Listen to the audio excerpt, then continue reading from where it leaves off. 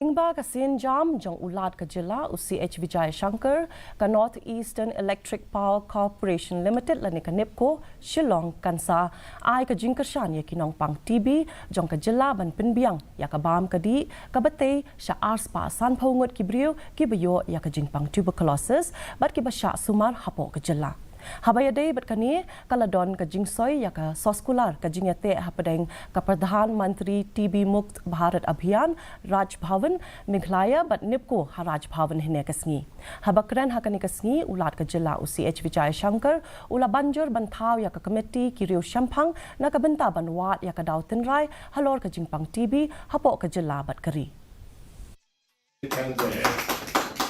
Situation is not like that. Atmosphere is not like I've also been very generous and If at all patient is not aware, at least department should be aware. Medical practitioner should be aware. He must be in a position to say, Meghalaya is suffer